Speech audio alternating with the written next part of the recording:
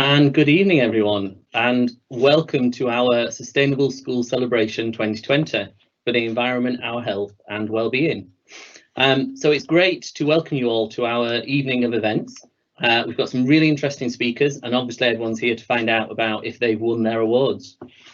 So without any further ado, I'd like to introduce myself. My name's Lee Jowett. I am the Sustainable Schools Coordinator here at Leicester City Council. And it is a great pleasure that I welcome you all to this wonderful evening. We've got quite a few attendees on the call this evening, so hopefully quite a few people that will win awards this evening will find out, but we'll let you know in a little bit in terms of kind of how you get the awards and that kind of thing. If you are on social media, we'd love to know that you're watching this evening. You can at us at EcoSchoolsLCC, and if you use the hashtag ClimateActionLE, we'll be able to pick those up during the evening as well. So the purpose of this evening, why is everyone here? So first of all, is to thank you all for your hard work and dedication that you've put in during the last school year, and especially kind of given everything that's happened at the moment, particularly around all that dedication. We want to recognise the commitment that you make on a daily basis in your schools. And we want to celebrate your achievements, both during the school day, and I know for a fact a lot of the things happen outside of the school day as well. So lots of things to celebrate this evening. We've got a whole array of speakers and presenters this evening, and I'm just going to briefly just mention who we've got on the call this evening, and I'm sure we'll introduce them as we go along. So during the evening, we've got two keynote speakers. We've got Judy Ling Wong, who's the president of the Black Environment Network then, and we've got James Cashmore, who's the Deputy CEO of the Soil Association. We've also got some award presenters. So we've got Ivan Brown, who's the Director of Public Health here at Leicester City Council. We've got Karen Bevan, who is the Regional Community Relations Officer for Central England Co-op, who have kindly sponsored our event this evening. We've got Matt Wallace, who's the Director of Estates and Building Services here at Leicester City Council. And then to summarise and wrap up the evening, Councillor Adam Clark will be joining us, who is the Deputy City Mayor for the Environment and Transportation. So just a little bit of a plug. This is part of our bigger event that we've got happening in the next 2 weeks, which is our Climate Action Fortnight. And that's a chance to join us for a fortnight of climate action, tackling eco-schools topics each day with a climate emergency focus. And during each day, we'll be featuring special guest speakers, activities and challenges for students, as well as training opportunities for staff. So all of this event is being hosted on Microsoft Teams Live, and it will also be available on the school's extranet afterwards. So if you'd like to find out about all the things that have happened, you can log on to our website, which is schools.leicester.gov.uk/Climate Action Fortnight 2020. And you'll find on there all the activities that we've put together, all our speakers, and then as the weeks go along, we'll be uploading the videos from each day. So even if you didn't get a chance to see them on the day, they'll be available for resources afterwards. And obviously everything from tonight's evening event will also go up there as well. So that's probably enough of me talking at the moment. I'm going to hand over to our first keynote speaker, who is Judy Ling Wong, who's CBE President of the Black Environment Network. Judy is a painter, poet and an environmentalist, and is best known as the Honorary President of the Black Environment Network. For over 20 years, she was the UK Director of BEN, with an international reputation as a pioneer and creator of the field of multicultural participation in the built and natural environment. Judy is a major voice on policy towards social inclusion, contributing through key national committees and campaigns. So she was awarded an OBE for pioneering multicultural environmental participation in 2000 and a CBE for services to heritage in 2007. So it's a great pleasure that I hand over to Judy to give our first keynote presentation of the evening. Judy, I'll hand over to you. Good evening to you all. I'm really delighted to be with you on this celebratory evening. It is just great to be with dedicated and committed people working within education and making a valuable contribution to the young generation that will take over the reins from us. These are extraordinary times, dark and stressful times. We're being hit by 3 parallel challenges: COVID-19, climate change, and Black Lives Matter spurring us on. Yet, within these experiences, we learn, and there are awakenings that will help us to move towards a brighter future. It is also a special moment right now. The Trump era is over, and we may look forward to the prospect of the United States coming back into the Paris Agreement so that we can collaborate worldwide again with a significant part of the jigsaw back in place. The young people of this generation are particularly aware and active. Leaders like Greta Thunberg are coming forward. Motivation, however, and emotion are never enough. Our children and our young people need information and skills to take initiative to read their life experiences in school and out of school and shape the future effectively. Young people are all the more effective when they're supported by dedicated people within the educational system. I hope that many of the children and young people in Leicester, beyond identifying and taking on personal and group actions, will, through your efforts and your inspiration, aspire to enter environmental careers or even to enter the political arena and become effective leaders to help the earth. Another great example of leadership at the present time is an organization called Teach the Future, established by young Joe Brindle and led by young volunteers from secondary schools and universities. This group of determined young people go beyond just insisting on incorporating learning about the climate emergency and the ecological crisis into the school curriculum. They demand reform to the education systems of the world. They want the entire system repurposed in the light of the climate emergency and the ecological crisis. They're campaigning for a review, teacher training, a priority for sustainability in school inspections, and a new Emergency Act of Parliament. They insist we must be equipped with the skills to live sustainably so that we can limit the progression of climate breakdown as much as possible. Ambitious young people coming together, highly organized around an awareness of the need for sustainability education, makes me optimistic about the future. As a result of the work of Black Environment Network over the last 3 decades, there's also now a new generation of Black, Asian, and minority ethnic activists. The Climate Reframe database, put together by Dog Society, identifies 100 multicultural activists that have agreed to make their emails public so that the media and other organizations are able to both use them as speakers or support their work. This picture of multicultural and global participation is growing, and the list includes Sen Solanki from Leicester.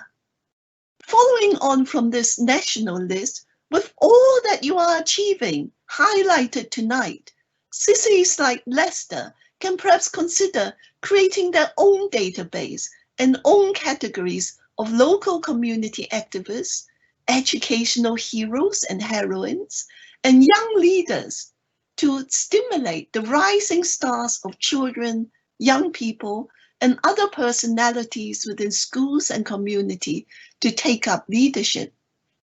Leicester stands out at the present time in its dynamic actions to involve children, young people, and community in the climate emergency.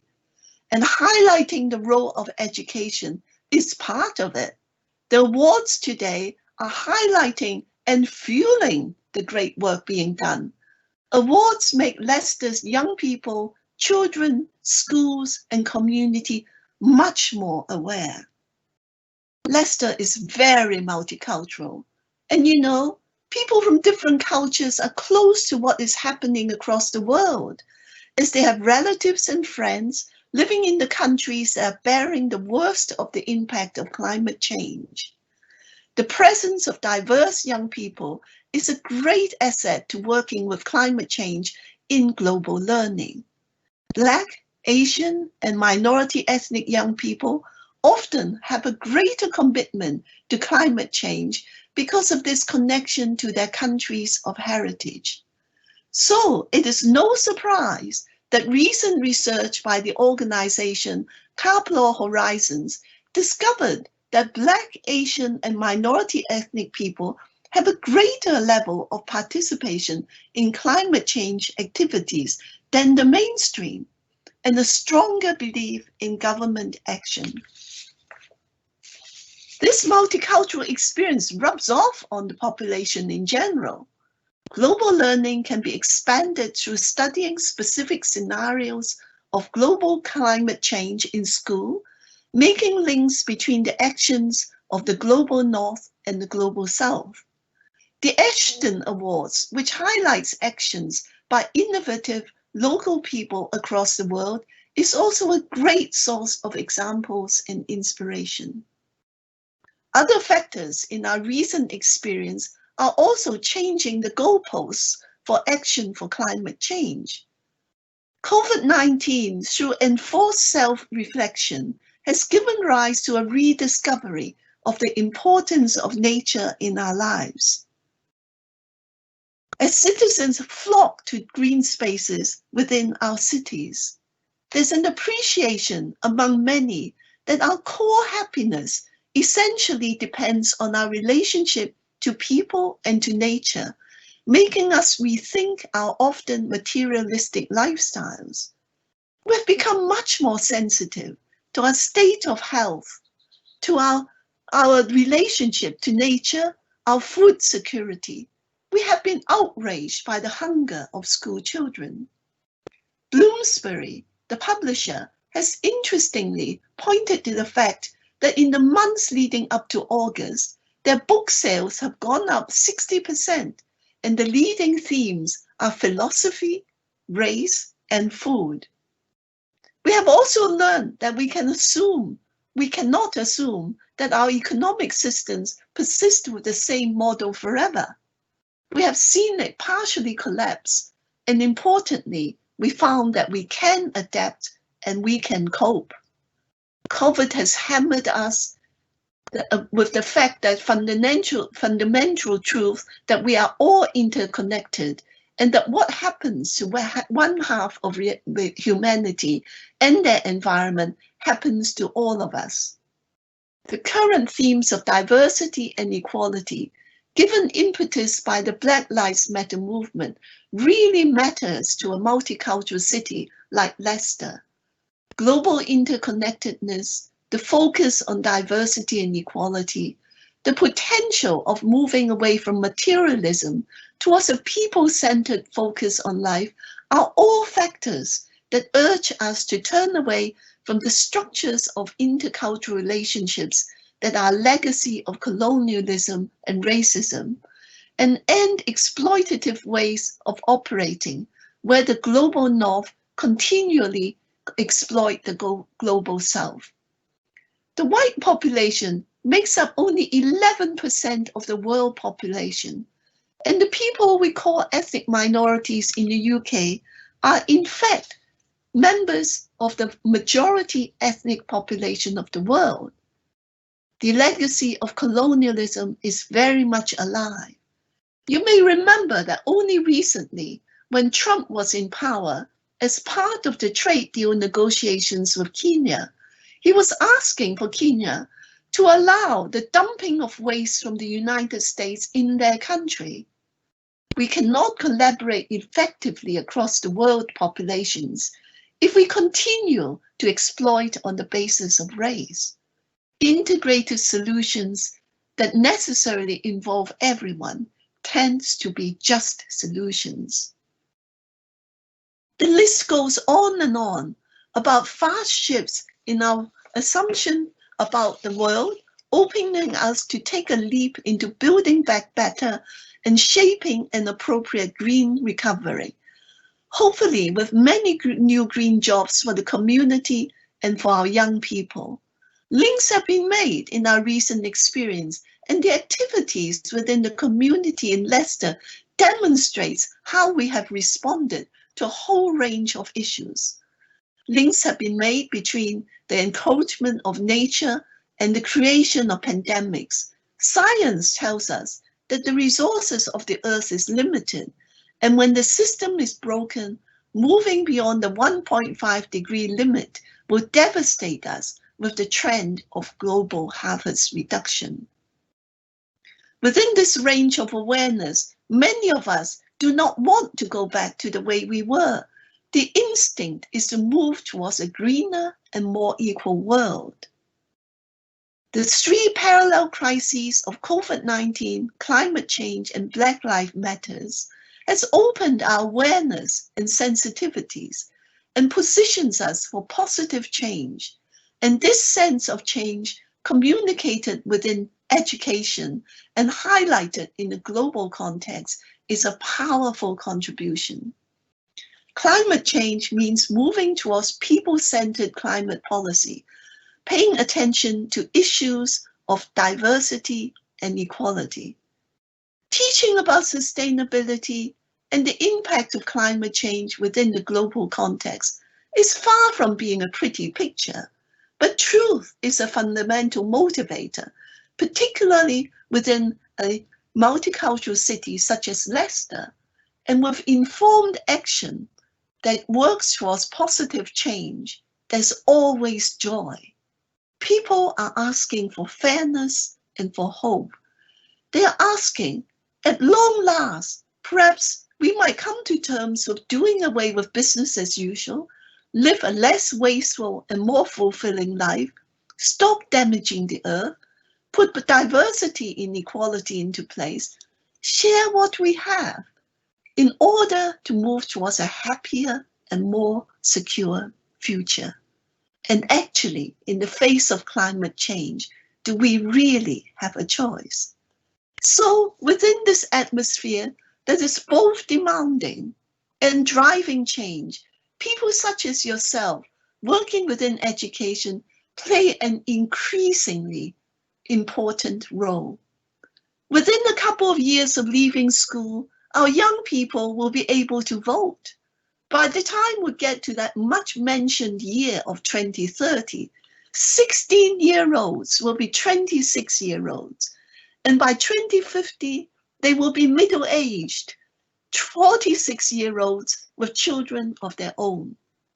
The climate change timeline is indeed about their future. We want them and we need them to be informed, supported and imaginative, able to take initiative to make a difference to protect their future. And I have no doubt this will happen in Leicester, with education for sustainability in your capable hands, supported by an aware and dynamic council. The children and young people of the UK can play a great role in our imagination of a global interconnected world. The UK is holding the COP26 presidency. They're saying that they want the voices of young people in the presidency. They are saying they want them as part of the picture. Perhaps some of the young people of Leicester will be there in Glasgow and online, adding the voices to the coming climate negotiations. Our future will be soon in our hands of our young new generation. And all of you as educators are vitally shaping that future. May I congratulate you all for the fine work that you are doing. Thank you for listening.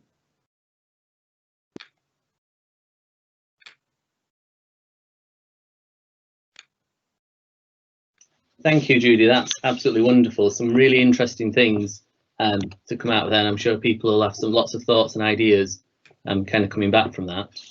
We're going to hand over back to Judy, actually, because Judy's kindly going to present our first round of awards this evening, which includes our premises officer, our senior leader, our student, teacher, teaching assistant, and team of the year.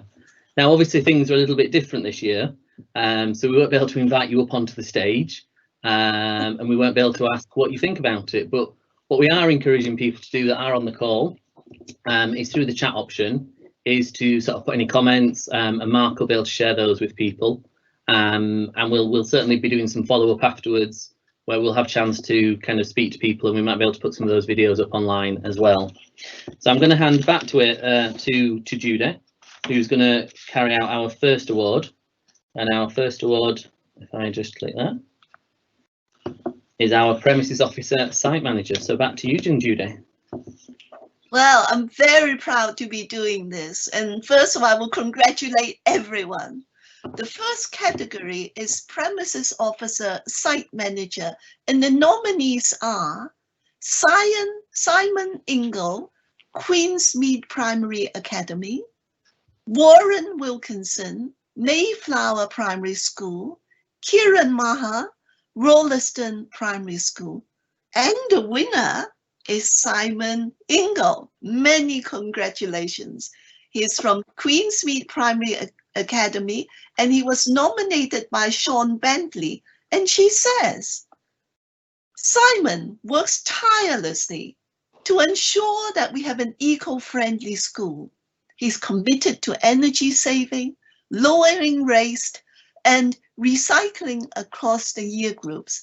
Simon has given up his own time and runs an eco club with many of the pupils in the school. We were very proud when Simon and his eco club achieved the Green Flag Award at our school, a much deserved honor for someone who has given up so much of his own time and worked so hard to support our school. Congratulations, Simon. Thank you, Judy. That's lovely. Thank you very much. The next category is Senior Leader, and the nominees are Jane Gatsby, Stokeswood Primary School; Bruce Wells, Fallville Junior School; Neil Lewis, Judge Meadow College; Hannah Boyden, Mayflower Primary School; Nikki Hill, Parks Primary School; Amanda Dillon, Sandfield Close Primary School; Trudy Colotto, St. John the Baptist School. It's a pity to have a winner when you have so many wonderful nominations. And the winner is Jane Gatsby, Stokeswood Primary School. She was nominated by two people, Lee Jowett and Lisa Didier. And they said, Jane realizes the importance of the health and well-being of pupils in her school and puts initiatives in place to address health inequalities.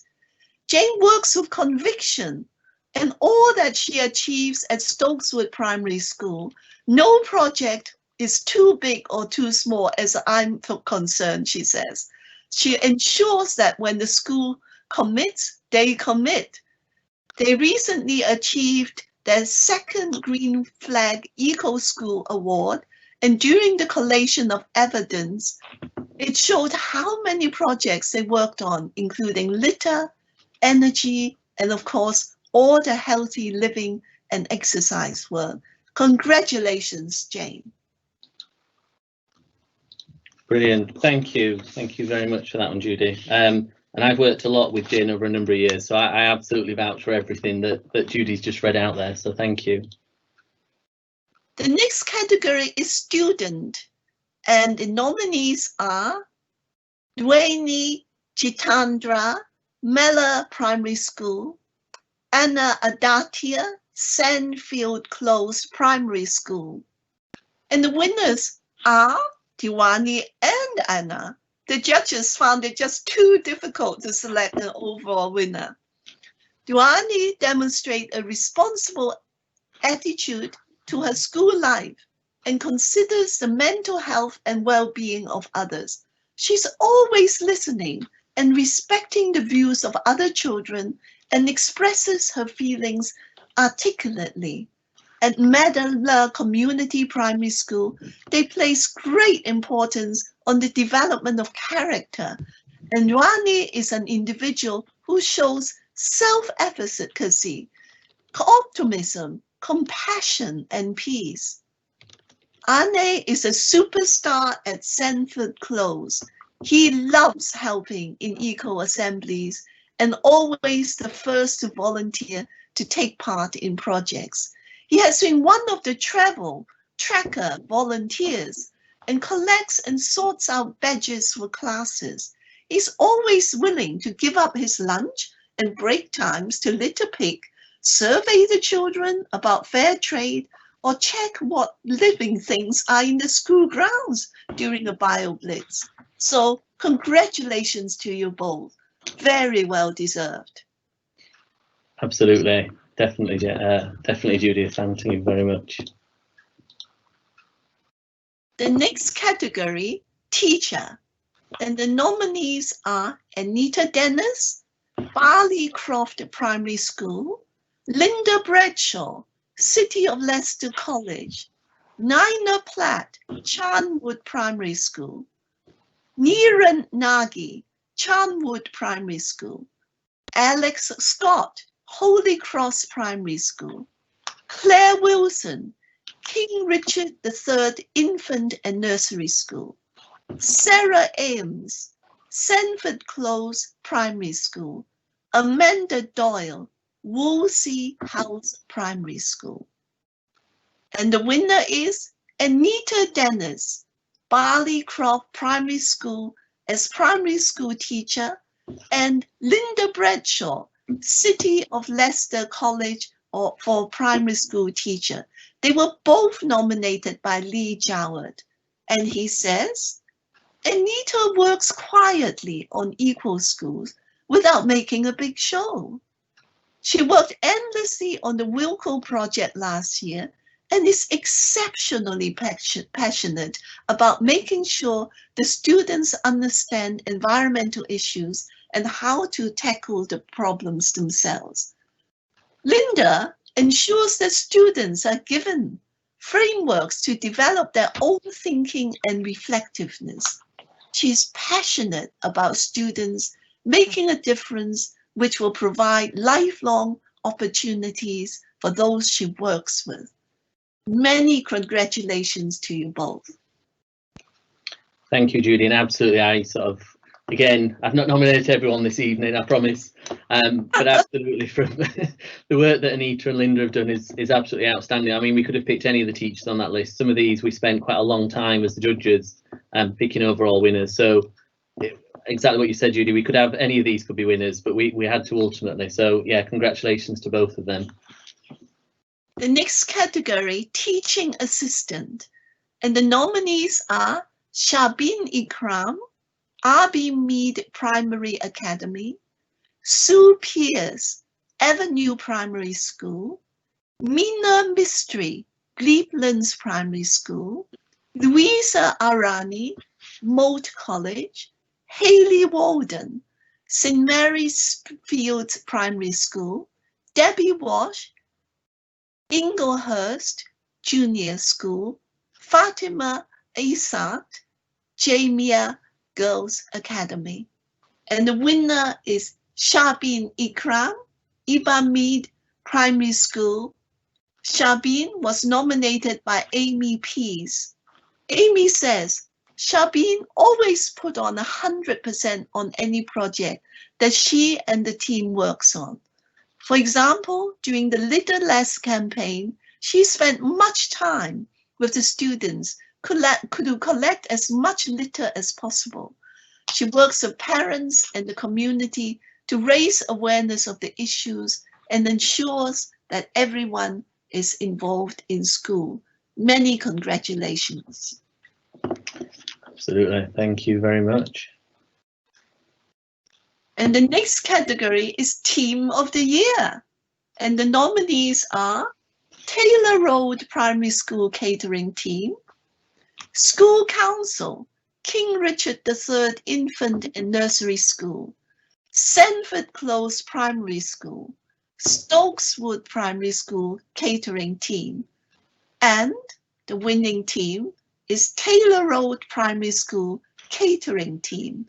They were nominated by Jane Fox, and she says, they have worked throughout the whole of the lockdown period, including school closures, providing hot meals for vulnerable children and key workers, children, meals for the homeless, and food parcels for schools and vulnerable young people. This team also provided the packed lunches for the volunteers undertaking the COVID testing in Leicester. The Taylor Road team is always flexible and approachable despite all the current difficulties. Well, congratulations. And I must say, I must congratulate everyone again. It is wonderful to see all of this fabulous work. That's absolutely wonderful. Thank you very much, Judy. Like I say, it's always a little bit unusual reading out awards online when you don't get opportunity to see everybody and see those sort of smiling faces from the winners. But thank you so much for that. That's an absolutely wonderful start to our evening of celebrating our students and our staff in our Leicester schools. I'm very pleased for us now to move on to our next group of awards. And I'm going to, in a second, just invite Ivan, who is our Director of Public Health here at Leicester City Council. And Ivan Brown's kindly going to be presenting a lot of our awards around health and wellbeing this evening. So around Health and Wellbeing Champion, our Mental Health Champion, our Sports Leader, our Global Learning Champion, and our Forest School Champion. So without further ado, I'll hand over to Ivan. If you'd like to say a few words, Ivan, and then we'll in earnest start awarding some of our Health and Wellbeing awards. Thank you so much. I think that I would always say in this section that this is so important, particularly for our young people, in terms of how they map their futures, and also in terms of the impact that they make on our world as we know it right now.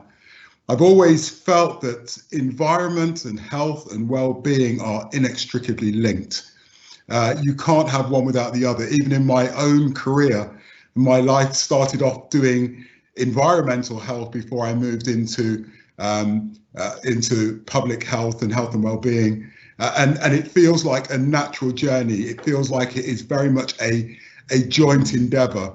So I'm really excited about being able to do this. Anybody who knows me knows that I have a real passion for young people, and particularly the young people of Leicester.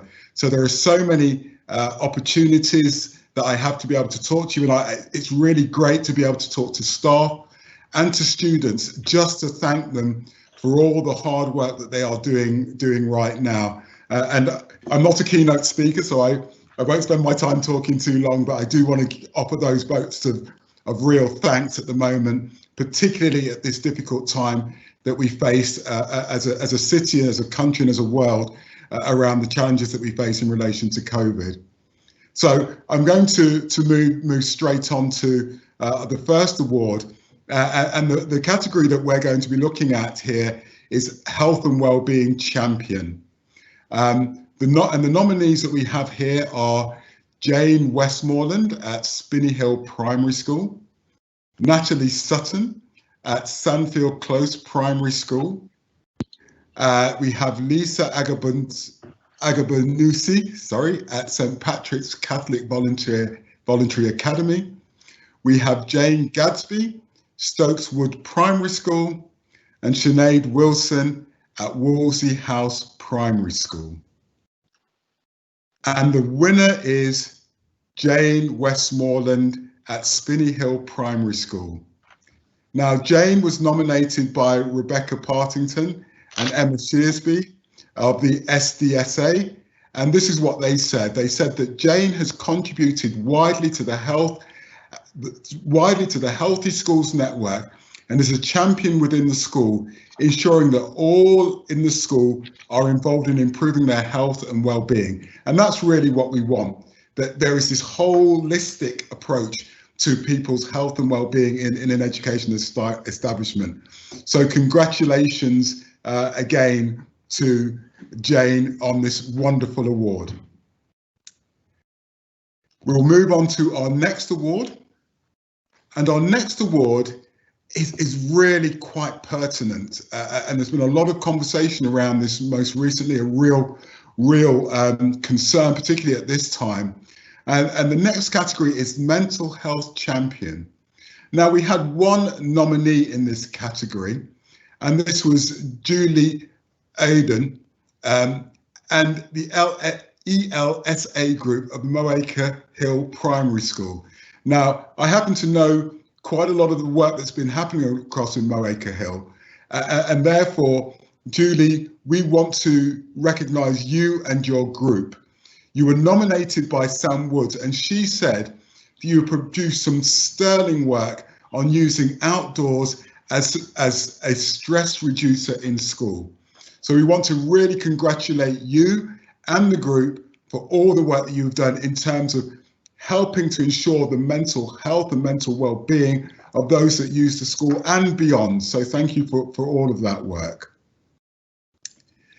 In my other hat, I am also the Director of Sports Services. So of course, I'm very excited by the next award, which is Sports Leader of the Year. And the nominees for this award are Liz Broughton of Mellor Primary School and Elliot Harris of Sunfield Close Primary School.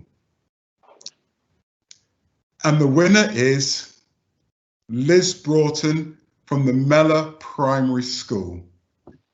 It says here that Liz is a driving force in ensuring the whole community remains active. She's a true ambassador for school sports and PE, and this was also true whilst the school was in lockdown.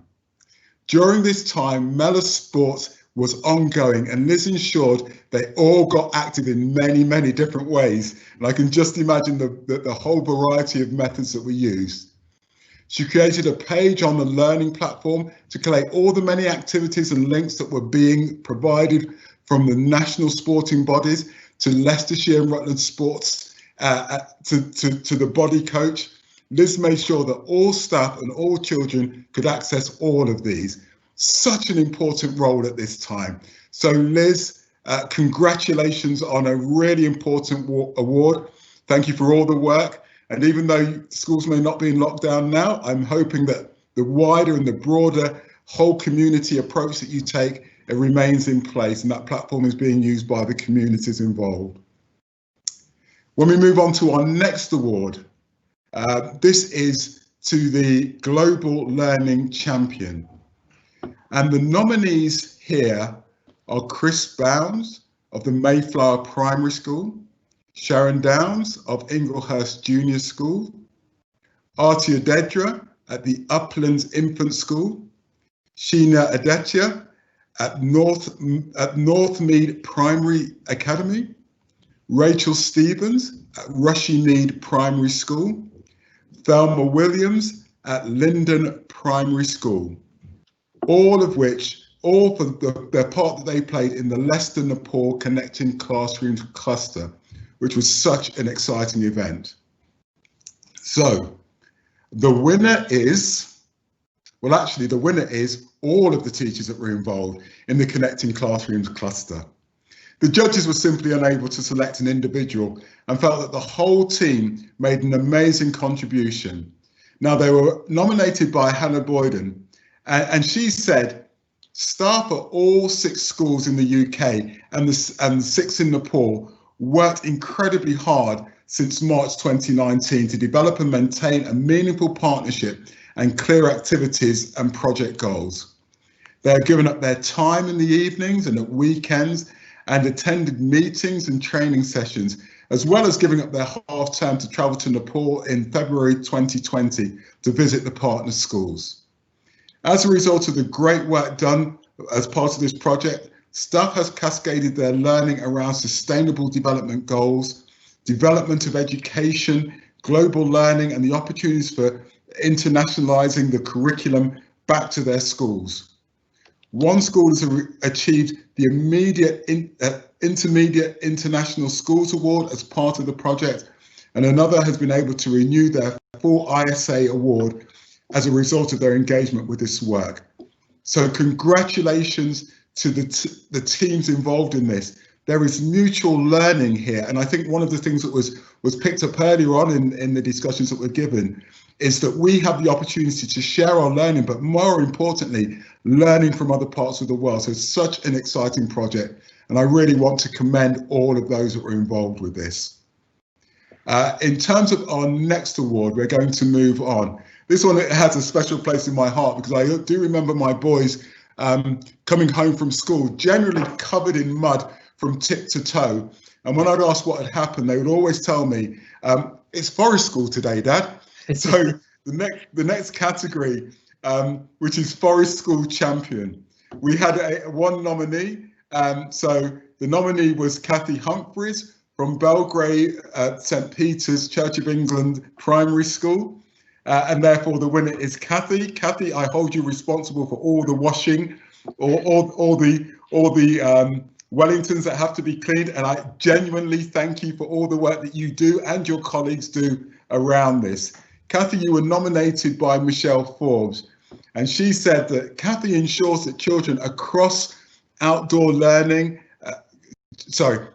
Kathy ensures that children access outdoor learning and has gained access to the Anglican Club next door, so school can use their facilities also. Kathy is never deterred and makes sure that the children get an amazing experience: scavenger hunts, den building, campfires, cooking, drawing and modelling, sculptures. The list is endless. Kathy has really made a difference to some children and engaging them in fun activities outside of school, even making hot chocolate and marshmallows. So I just want to thank you for all of the work and all of the nominees that were there, and those that weren't even on the nominee list. The work that you do with our young people is setting the tone for the future of the country. So thank you so much, and thank you for the opportunity to be able to come and share these awards and with you. Thank you, Ivan. Absolute pleasure, as always, to welcome you to our Sustainable Schools evening. And I think, yeah, just echoing everything you've said around our kind of health and well-being of our students, we know it's absolutely paramount now, and even more important than ever. And I think opportunities through public health, through lots of initiatives like the Daily Mile and the Food for Life programme, really benefit our schools. We see that as a real tangible kind of outcome for our young people in the city. And absolutely all feeds into our sort of sustainability within kind of the whole of Leicester. So thank you very much for presenting our Health and Wellbeing Awards this evening, Ivan. Thank you. We're now going to move across to our second keynote for the evening. And I'm great pleasure to welcome James Cashmore, who is the Deputy CEO of the Soil Association. James leads on various elements within the Soil Association's work, including the impact from food and farming. So James was appointed in 2015 as Director of Food for Life, and James has led the transition of the programme from a big lottery-funded partnership focusing on schools, and then extended into early years settings, hospitals and older people, and developing new income streams. He's also responsible for the Soil Association's work on sustainable food cities. James is passionate about ensuring that good food and healthy sustainable diet is attained by all, not just for the affluent few. So it gives me great pleasure to hand over to James, who's going to give our second keynote this evening. So James, over to you. Thank you, Lee. Look, it's great to be here and with you all this evening. Look, I don't know about you, but it feels to me as if the COVID-19 pandemic is somehow nature giving humanity one enormous hint, one late chance, maybe one last chance to stop, take stock, and to set a new and different course.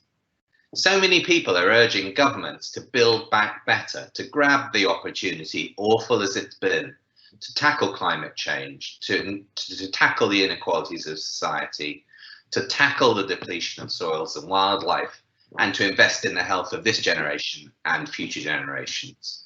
So we have irrefutable proof, don't we now, that not to do so is an incredibly expensive and even inhumane mistake.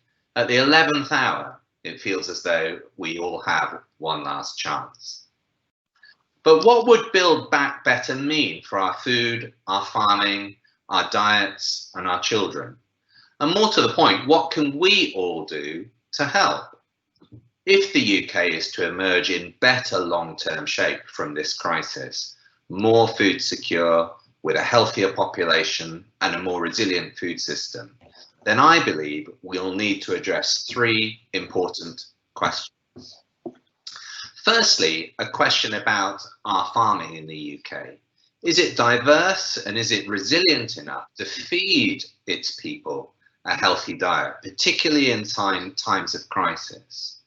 So in the past half century, food production in the UK has become increasingly specialised. Farmers have become more reliant upon inputs such as fertilisers, pesticides, antibiotics, and imported animal feed. Many farmers actually produce few healthy foods for human consumption, but plentiful raw materials for the processing and intensive livestock industries. Half of our cropland in the UK is used to produce feed crops for animals, primarily for poultry, pork and dairy production. And yet the UK is only producing 17% of the fruit and 53% of the vegetables that it consumes, even as 90% of children are failing to eat their 5 a day. So can we afford to use our land in this way? How can the specialisation of UK farming be undone and diversity woven back into our production systems? What would it mean for the UK to achieve a healthy food security, self-sufficiency in what people need for a healthy diet? And how can we shift diets onto a more sustainable footing, whilst at the same time supporting farmers to move into agroecological production? The second question is, how can we build on what's come out of this crisis, and particularly on the examples of more resilient local and direct food networks that have been springing up everywhere? And how can we help them persist beyond the crisis and reach the people who need them most? So our national food supply chains have become specialised again in recent decades. So they're now highly efficient, but they're lacking in resilience and adaptability. This consolidation has occurred in tandem with farming becoming more specialised. So as supply chains have become more linear and more centralised, and power has drawn to the end of the chain, farmers have been forced into a market that doesn't value diversity and which prioritises shareholder profits over public health. The paradox of food waste and food shortage both happening simultaneously is one consequence of that. Another is the fact that 1 in 4 farmers in the UK is living in poverty, and at the same time 1 in 3 children finishes school overweight or obese. These are signs that something is going wrong. So how can the examples that have sprung up of local and direct supply which have emerged in the crisis, including new forms of food aid, a network of local delivery, how can they be harnessed to create more resilient and a healthier food system? How can our national food supply chains be regionalised and relocalised? What more could be done to support smaller businesses to gain access to market? Can we develop supply chains that benefit farmers, food businesses and public health, whilst helping the UK resolve the climate and nature crises? Third question, so is our food system actually undermining food security by making crises in truth, from pandemics to antimicrobial resistance, to droughts, to pollinator extinctions such as bees? Is our food system making those crises actually more likely? The COVID crisis has illustrated the value of a precautionary approach to societal threat. It shows that remedial action does pay, and that inaction can incur costs further down the line, that prevention, as we all know, is preferable to the search for a cure. And the pandemic has also exposed flaws in our relationship with the natural world, particularly with respect to the mistreatment of animals. So whilst the pandemic has been a human and economic disaster, the threat it poses is in a way quite minor compared to those posed by ecological breakdown and the climate crisis, both of which are being exacerbated by our food system. So can we afford further intensification of livestock production? Can we build a food system instead that is more resilient in the face of future crises and which reduces the likelihood that those crises will arise? So how do we return diversity, including both biodiversity and dietary diversity, back into our farming and food systems? Look, I realise these probably sound like very big questions for a Monday evening, and it's true that to achieve that level of change requires multiple levers to be pulled at once, from the corridors of Westminster to farms around the United Kingdom, to the dining rooms, canteens and kitchen tables across all of our towns and cities. But multiple levers also means a role for everyone. So we can all individually make a difference to this change by taking steps at a local level within the settings and communities where we all live, work and play. And of course, tonight is a celebration of those contributions that we can all make. But I guess a natural reaction in the face of such big, complex challenges is, of course, well, what can I do? What can I do to make the most difference I can? How can I best help? So I thought I would just offer you a few thoughts around the biggest differences that as cooks and as caterers and as food champions within our public institutions that you can each play. Firstly, reduce the level of processed food that you serve. The UK consumes the most ultra-processed diet in Europe, with 51% of family food purchases being of ultra-processed food. That's the highest in Europe. The equivalent figure in France is 14%. That's 1/4 versus the UK's 51%. And there's robust evidence associating the consumption of ultra-processed foods with obesity and metabolic disease, including through the impact that they have on the gut microbiome.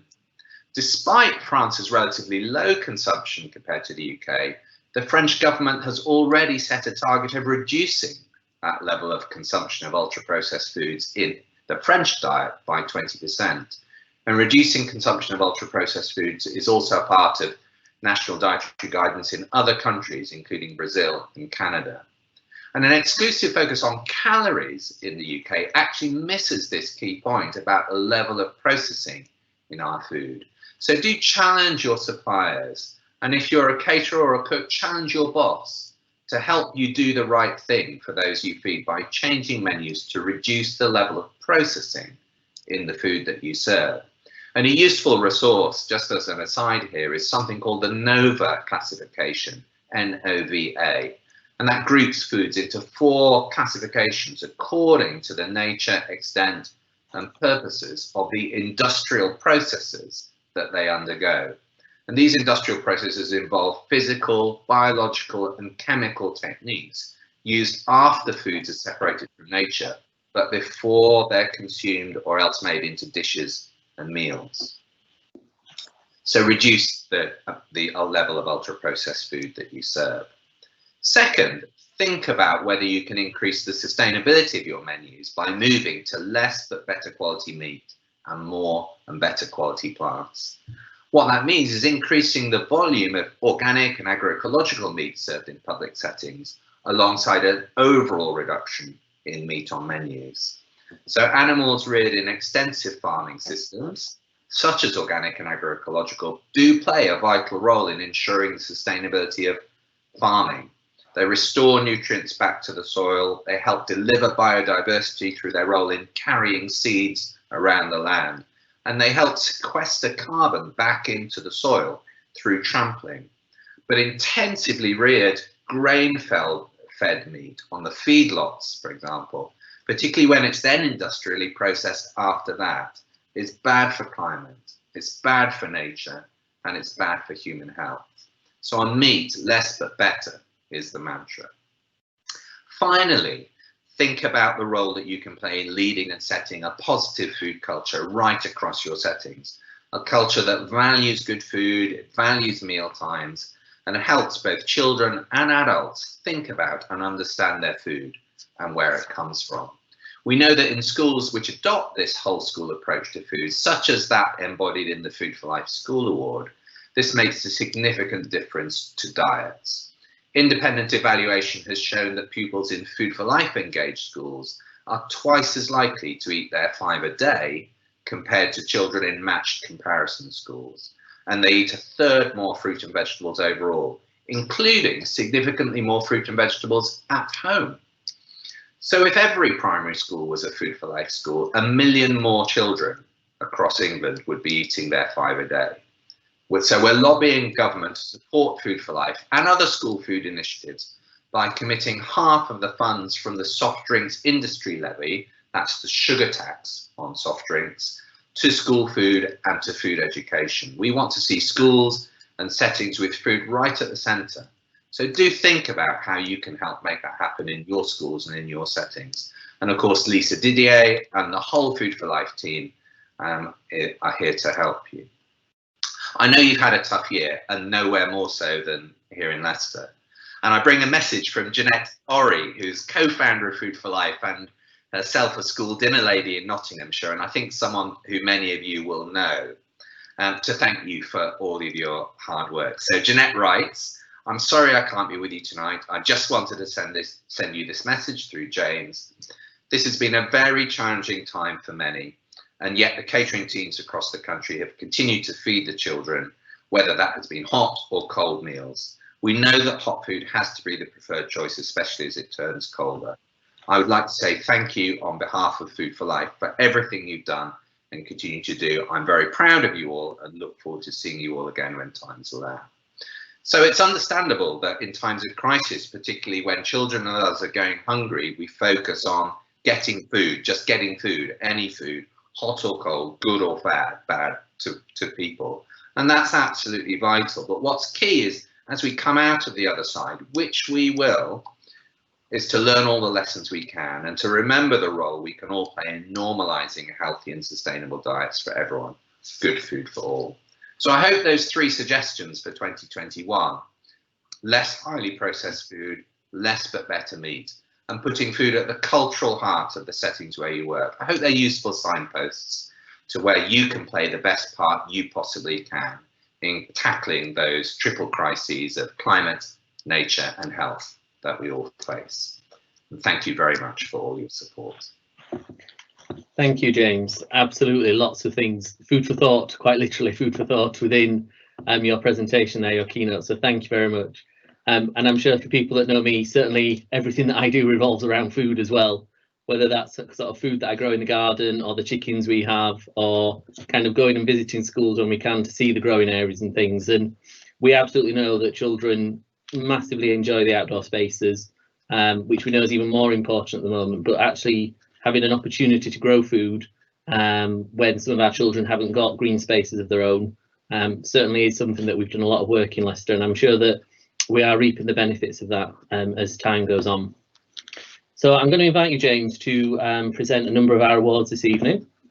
We're going to be looking at our Biodiversity Champion, our Cooking Champion, our Food for Life Champion, our Growing Champion, and our Healthy Eating. So you can see there's a bit of a theme going on there. So this is our Nature and Food Awards. So James, I'll hand back to you if that's okay to pick up on the first category, which is our Biodiversity Champion. Great, thank you, Lee. And yeah, just firstly to say well done and congratulations to all the nominees as well as to the winners. So the first category, Biodiversity Champion, and the nominees are Jane Horton of Nether Hall School and Charlotte Broadhead of Herrick Primary School. And the winner is Jane Horton of Nether Hall School. Jane was nominated by Lee Jowett, and Jane has worked on their school field to produce an amazing outdoor learning resource for the whole school to use. She's developed various areas of the school, which mean that students can use at different times of the day and different times of the year. And that resource will continue to be developed, and I look forward to seeing how it develops over time. So well done, Jane. Congratulations to you. And the next category is Cooking Champion. And the nominees are Christine Race of Bridge Junior School, Kieran Nagy of Charnwood Primary School, and Ruth Leonard of Sandfield Close Primary. And the winner is Christine Race of Bridge Junior School. Christine was nominated by Kirti Chan, and she said, Christine, who's retired now, worked as a language nurture and development teacher at Bridge for over 6 years. She taught children who were new to English, and cooking was a way in which she could encourage children to talk, teach them vocabulary, and more importantly, make learning enjoyable. She would connect with what they were learning in class, such as reading The Gingerbread Man, and then cook gingerbread men with them, thus reinforcing their learning. Chris would never miss an opportunity to cook with children, such as cooking pancakes on Shrove Tuesday or making biscuits at Christmas in various shapes. She always made extra for staff to share too. I think that's why you've won, Christine, really. She was an inspiration to us all, and there was always a hive of activity in our kitchen with Chris and children cooking, not to mention the amazing aromas. Yeah, I'm feeling hungry already. And I have to say, we had a couple of awards this evening, James, where the nominations were literally a page, and Christine's was one of them, where we had to reduce the amount that was going to be read out this evening, but we will put them online. But Curtis kind of did literally write this. By the time the judges had read it, there was an entire story, and we kind of felt like we were part of Bridge Junior with their cooking and things. So yeah, absolutely sort of echo those comments. So that, absolutely, thank you. Fantastic, and thank you, Curtis, for the detailed nomination as well. That's really appreciated. So on to the next category, which is our Food for Life champion. So dear to my heart, as you can imagine. And the nominees are Sue Pears of Avenue Primary School, Anna Macaulay of Christ the King Catholic Voluntary Academy, Rachel Trivett of Foss Primary School, Sophie Hart of Kestrel Mead Primary Academy, and Karen Cooper of Overdale Junior School.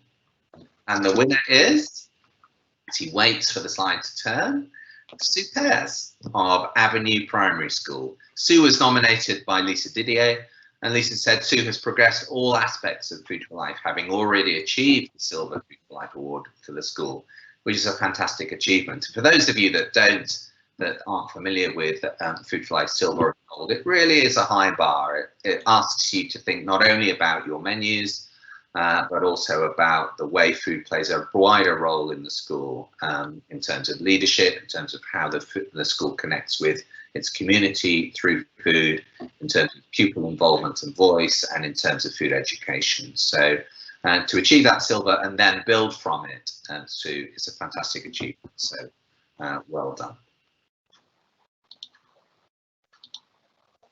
And then moving on, the next category is our growing champion for food growing, and lots of nominees in this category.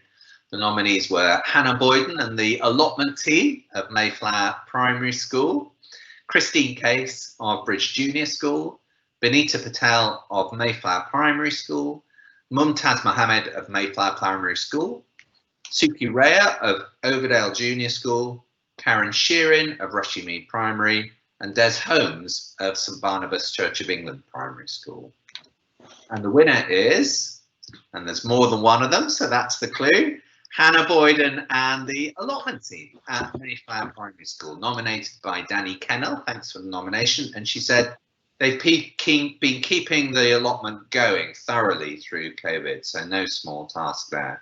And the fabulous things they've made using the allotment's produce for school dinners. And I realise this has been such a disruptive time for growing and for food service. So to keep both of those going, and the part that you're playing with the allotment team, that's absolutely fantastic, Hannah. So well done, thank you, and thank you.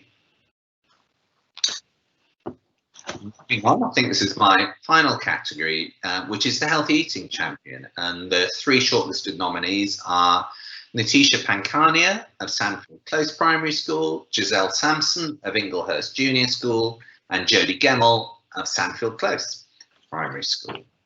And the winner is Natisha. It's Natisha Pankania, Sandfield Close Primary School, who was nominated by Natalie Sutton. And Natalie said Natisha's the lunchtime manager and works hard to encourage the children to eat all of the colours of the rainbow. She regularly inspects lunchboxes and often calls parents, to encourage them to provide healthier alternatives. And she has an army of lunchtime helpers, year 6 pupils, I think that was pre-COVID, to engage with the younger children to encourage them to eat their meals or lunches. And even the fussy eaters have tried at least one fruit or vegetable each lunchtime. Natisha's key in making mealtimes memorable for the children. So congratulations and well done. Thank you, Natisha, and thank you, Lee. Thank you very much, James. Very much appreciated. So hopefully people are seeing some of the amazing sort of stories that we're hearing about from our schools, whether this was sort of pre-COVID lockdown or kind of during our lockdown period at the moment. So some really amazing stories to sort of hear from people. Some really great things coming out on our social media as well. I keep getting distracted and trying to remember to click the slides at the same time. Some brilliant things. So don't forget, if you aren't sort of tagging us, to make sure we tag in at Eco Schools LCC, and we'll make sure that we share all the messages from the Q&A this evening as well. So some great stories coming out of the evening. So I'm going to hand over to our next presenter of the evening, and I'm really pleased that we managed to get Karen on the call, because we had some technical issues earlier, and I was slightly panicked that I would be Karen for the next section, but I'm very pleased to welcome Karen. Karen is the Member and Community Relations Officer for the Southern Region for Central England Cooperative. And this evening, the Co-op's very kindly sponsored our event with some vouchers for our overall winners at the end of the evening. So they've arrived into my little grubby hands, and they're now with me safely.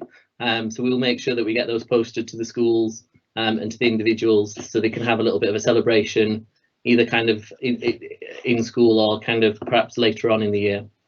So without further ado, I'd like to hand over to Karen, who will be presenting 6 of our awards this evening, which includes the Cooperative Values Champion, our Community and Parental Engagement Champion, our Litter Champion, our Parent, our Pastoral Champion, and our Volunteer. So I'm going to hand over to Karen if you'd like to say a few words, and then we'll make a start on our Community Awards. So Karen, over to you. Thank you very much, Lee, and good evening to everybody. Cooperatives believe by working together you can achieve more. We are a democratic organisation, meaning members have a say in how our cooperative business is run. We also work to a set of values and principles, which include self-help, self-responsibility, caring for others, and supporting the community. It is heartwarming when you see people doing this naturally, because it's just what you do, wanting to make a difference, even in tough times. So I'm delighted to have been asked to present the next round of awards. So our next category is Cooperative Values Champion, and the nominees are Nazmin Motti and Anisha Ismail, Leicester Islamic Academy; Charlie Good, Children's Hospital School; Holly Kidger and Alex Cross, Dovlan's Primary School; Louise Gowers, Shaftesbury Junior School; and Sonia Wakelin, Willowbrook Need Primary Academy. And the winners are Nazmin Motti and Anisha Ismail from Leicester Islamic Academy. They were nominated by Lee Jowett, and he said, Nazmin and Anisha have flourished in this time I've known them at Leicester Islamic Academy. They have a passion to ensure that the students understand about their environmental impact. So congratulations to you both. Thank you. The next category is Community and Parental Engagement Champion, and the nominees are Jason Taylor, Catherine Junior School; Nikki Baker, Braunston Primary School; and Kurtie Choan, Bridge Junior School. And the winner is Jason Taylor, Catherine Junior School. Jason was nominated by Daxa Rauhan and Lee Jowett. They said, Jason set up the Lads Pad event for children and their fathers, and was in the process of setting up the Ladies Lounge when COVID struck. The event was well attended and gave fathers an opportunity to get involved in their children's education, which they don't always have time for as they are working. Jason is exceptional in all that he does for the school. There are always exciting projects taking place to engage children and families. He is not shy about taking work on and seeing it through to the end. He always has the best interests for the children in mind, and this shows through how the children speak with excitement about their eco work. So congratulations, Jason. The next category is Litter Champion, and the nominees are Emily Henson, New College; Chris Bounds, Mayflower Primary School; Lou Harrison, King Richard III Infant and Nursery School; Mustaq Fodger, Rushmead Primary School; Jason Taylor, Catherine Junior School; Tom Haig, Castlemead Academy, Louise Gowers, Shaftesbury Junior School, and Chris Kerr, Rushmead Academy. And the winner is Emily Henson, New College, Leicester. Emily was nominated by Amy Peace and Lee Jowett, and they said, Emily has worked on the Litter Less project for 3 years. She has a passion for making sure young people get the most out of the projects she works on. She is always willing to go that extra mile and make sure that when she commits to a project, that she and the school get the very best. So well done, Emily. The next category is parents, for which we have only one nominee, Alison Johnson, Belgrave St Peter's Church of England Primary School. So therefore the winner is Alison. Alison has supported the school for a couple of years, listening to children read, and is now a weekly helper to Kathy, the Forest school teacher. Alison has shown real commitment and attends every week regardless of the weather, and engages with the children to ensure they have maximised fun experience. Alison also works and has a daughter in the school, but she is a very reliable helper. So congratulations, Alison. The next category is Pastoral Champion, and the nominees are Seda Salou, Land of Learning Primary School, Kelly Stone, Mellor Primary School, and Nikki Baker, Braunston Community Primary School. And the joint winners are Seda Salou, Land of Learning Primary School, and Kelly Stone, Mellor Primary School. The judges found both entries exceptional. Seda was nominated by Danny Kennell and Kelly was nominated by Lisa Cook. Seda was nominated for never giving up, embracing projects and bringing the eco team together and always finding a way to make the project work. Kelly was nominated for always going above and beyond to support pupils and families at the school. Kelly has a wonderful way when working with high-level SEND pupils and vulnerable pupils too. She always values them as individuals and tailors the support to their individual needs.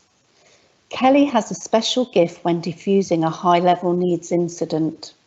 She always listens carefully to them, values their strength and really understands their needs. She is a real credit to the school and such a valued member of the staff. So congratulations to both our winners. The next category is volunteers, and the nominees are Saraj Suri, I think she's also known as Nanny Rose, of Sandfield Close Primary School, and Paul Archdeacon of Mayflower Primary School.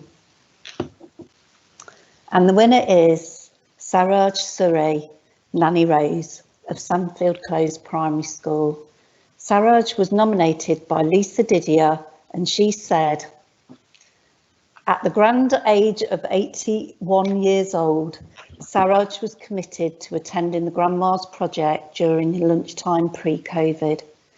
She helps to engage the children to eat healthily in an entertaining way and helps children learn about healthy eating with stories and songs. She teaches children and staff and other volunteers about food growing. So congratulations, Nanny Rose. And can I just say as well, thank you to everyone that was nominated and to our winners. It's an amazing job that you've done, especially, you know, in very, very difficult times. So congratulations to you all. Thank you. Thank you very much, Karen. Very much appreciated. And again, some amazing sort of stories coming out from people that have been involved with the community in so many different ways. So thank you, Karen. Very pleased to welcome our last but not least presentation of the evening.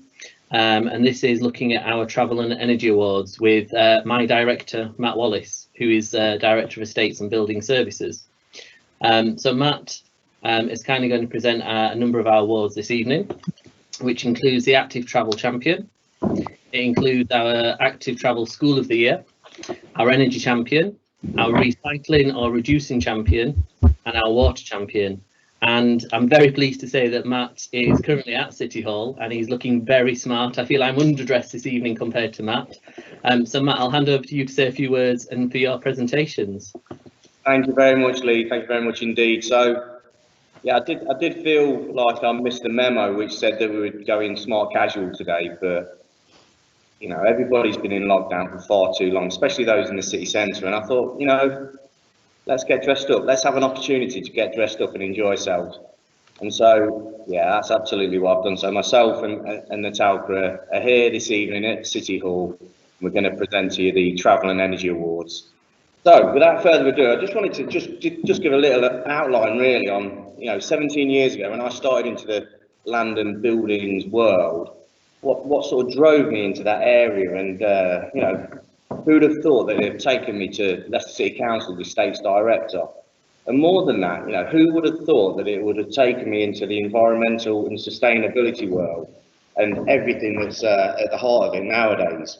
For me, sustainability and the environment's at the heart of everything that we do in land, building, travel, and energy. If you only look at the World Economic Forum, over the top 3 global risks, one of the top 3 global risks is climate and sustainability. So it's a really important factor to bear in mind. Building and construction industry equates to over 38% of the global financial energy usage.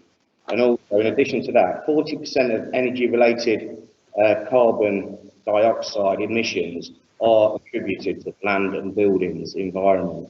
So it's really important that we sort of get to grips with this. So if you'd have put me in a time machine and taken me back 17 years, would I have still chosen land and buildings?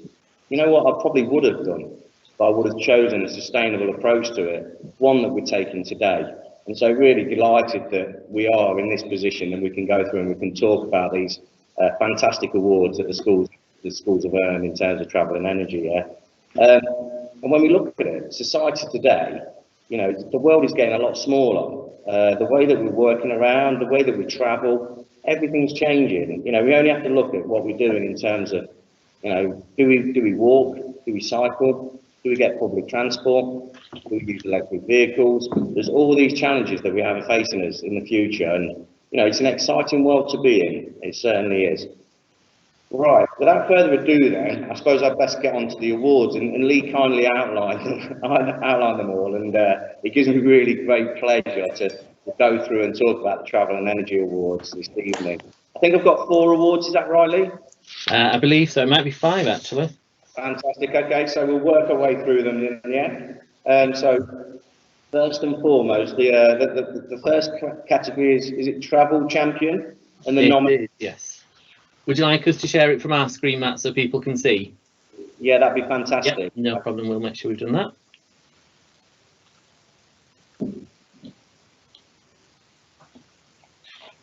Great stuff. So the category is Travel Champions, and the nominees are Natalie Sutton from Sandfield Close Primary School, Sue Pears from Avenue Primary School, and Jason Taylor from Catherine Junior School. Right, okay, build a little bit of suspense up. And so the winner is Natalie Sutton of Sandfield Close Primary School. And she was nominated by Sarah Eames, who said, Natalie and the eco team at Sandfield have taken part in projects to encourage walking and cycling to school. Natalie enthusiastically cycles with children and ensures that they have the chance to learn and ride their bikes properly. They have taken part in anti-idling campaigns and have been delighted that the road leading to the school has been closed to cars to ensure that it's safer for parents to drop their children off. Natalie encourages walking and cycling with assemblies, badges, a trophy, and a mention in the school newsletter. What a fantastic award, and something I'm really passionate about actually, because I myself cycle to work on 9 out of 10 occasions. Well done. Great stuff. So the next award, the next category is active travel all of the year. So the shortlisted nominations are St Mary's Fields Primary School and Mayflower Primary School. Okay, and the winner is St Mary's Fields Primary School. They were nominated by Anna Singleton, and she said, St Mary's Fields Primary School are great at encouraging cycling at school. They carry out bike races, learn to ride, and assemblies. They have great plans for the future. Big congratulations. Well done. Okay, so moving on to the next category, which is reducing Energy Champion. Is that right? It is. I thought I was doing so well tonight, Matt. I've managed to miss off the scripting notes for you, unfortunately. So we're going to go off a little off-piste, I'm afraid, if that's okay. That's cool. I like off-piste. Okay, yeah, so it's Energy Champion. There's one shortlisted nominee for Energy Champion this evening, and it's Sue Pears. And the reason that Sue was nominated was, as a school, having you do an amazing amount of work around energy. They have eco monitors in every class, and they've done multiple Salix bids to make energy savings in school. So it's a whole school effort, an absolutely amazing kind of contribution that Sue's done around energy. Wonderful stuff. That's great. Well done. Fantastic work, Sue. Okay, reducing or recycling champion. Are we back on script now? Yeah, we certainly are. Fantastic. Yeah. The nominations are Anne Scott from Overdale Junior School, Simon Ingle from Queensmead Academy, and finally Elaine Thompson from Sandfield Close Primary School. And the winner is Anne Scott from Overdale Junior School. Anne was nominated by Karen Cooper, who said, Anne is probably the most passionate person I know. Her love for the environment knows no bounds. Anne has worked at Overdale Junior School for more than 20 years and has been responsible for introducing many schemes, including recycling, sustainability, forest schools, solar panels, including energy monitoring and reduction schemes, cycling, walking to school, working with Sustrans, and supporting the council's recent clean air campaigns. She also organised book swaps in schools. For many years, she has run a very active Ecodale Club, which helps implement many of the school's projects.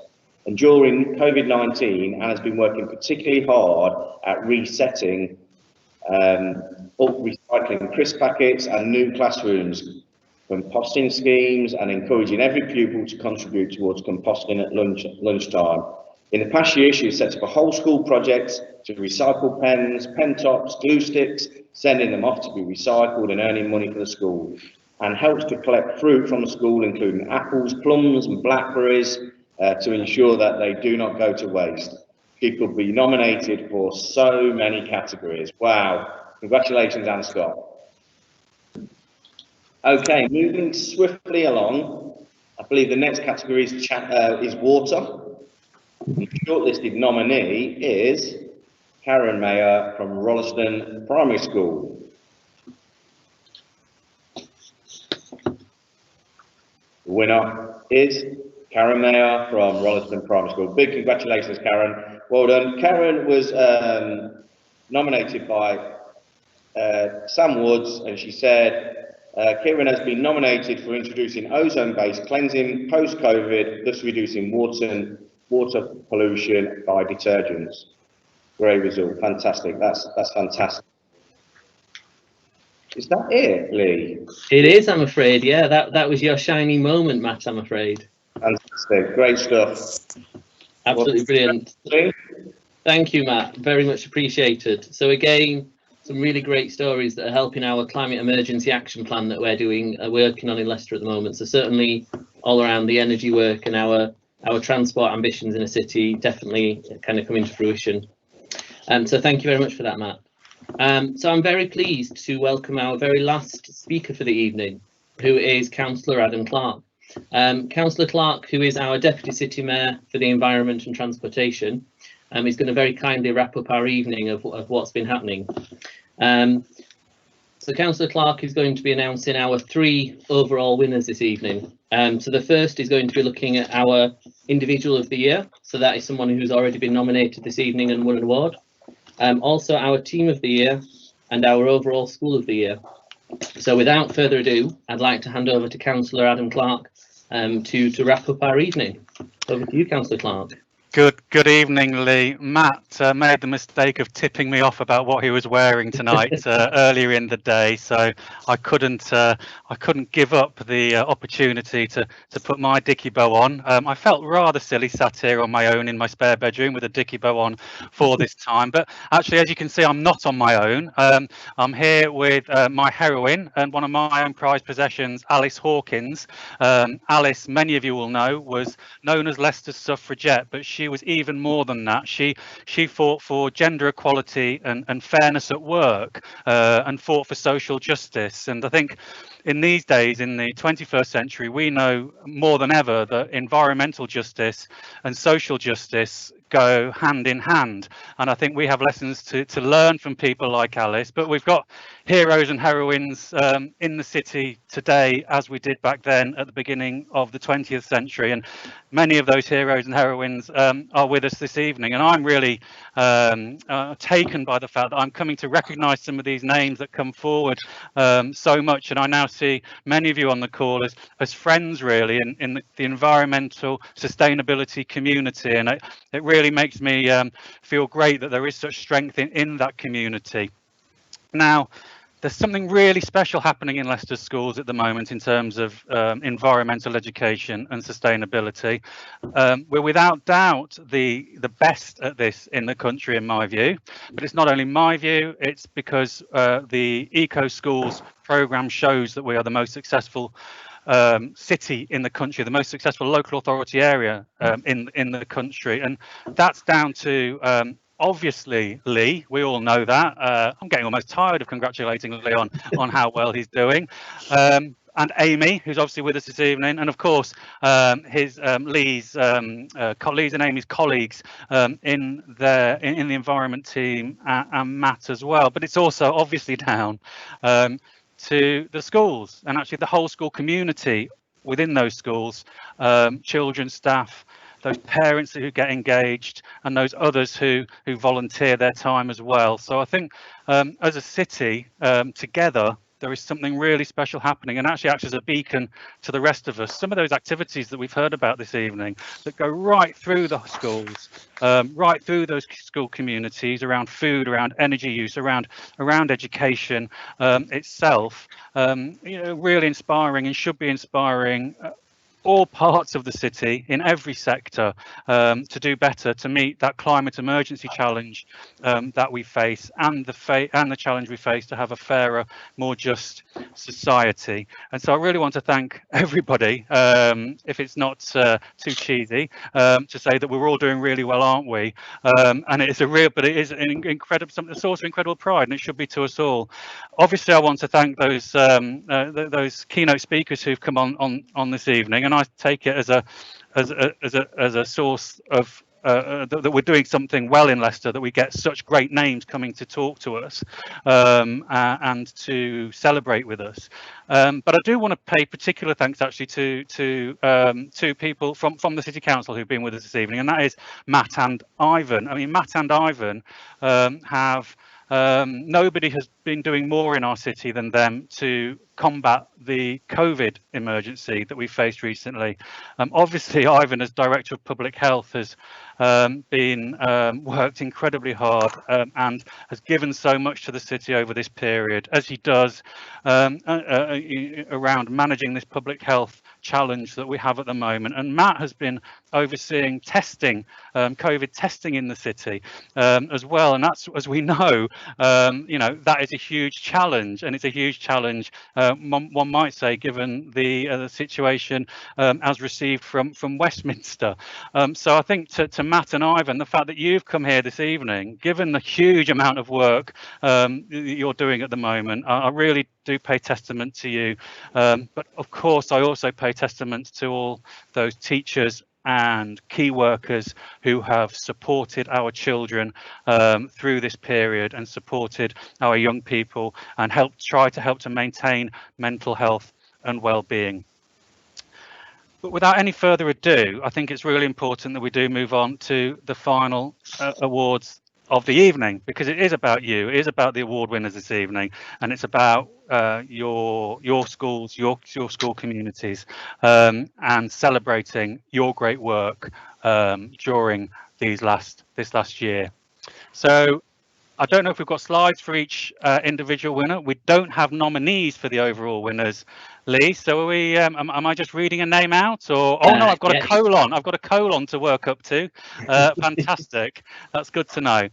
So now this, when I saw this award, I was delighted. Not least because I know this winner not only from the work that goes on in our schools around environmental education and sustainable transport and the rest of it. I actually first knew this winner as an avid sports person at my eldest daughter's school. So she's since moved on to Stokeswood Primary School. So the overall winner of the individual of the year is Jane Gadsby, who is an inspirational leader. I've seen it with my own eyes over many years. She supports students and staff in her school. She's committed to ensuring that everyone achieves in Stokeswood. Jane always goes the extra mile. Sometimes she runs it. The judges were able to hear from so many members of the Environment, Health and Wellbeing group about how their area is supported by Jane. Jane's a great partnership worker. As I say, I've seen it with my own eyes. She welcomes anybody into her school community that wants to contribute positively to it. So congratulations, Jane. I'm absolutely delighted to announce that award this evening. So moving on to the next award, to the Team of the Year. So the Team of the Year goes to a super school in our city that has been, the bedrock of our city's diversity, and it goes actually to a catering team, and it goes to Taylor Road Primary School's catering team, who they've worked throughout lockdown, through the closures, providing hot meals for the many vulnerable children that they serve. Literally serve food to, but also serve as great people within our community.